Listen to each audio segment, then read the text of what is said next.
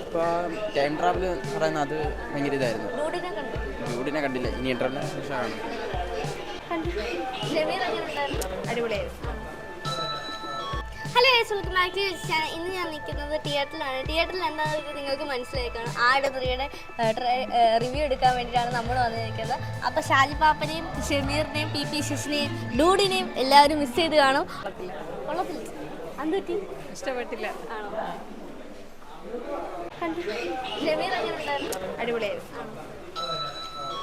ഇപ്പം time travel പറയുന്നത് അത് ഭയങ്കര ഇതായിരുന്നു. ഡൂഡിനെ കണ്ടു. ഡ്യൂഡിനെ കണ്ടില്ല, ഇനി ഇന്റർനാഷണൽ ഷോ കാണും.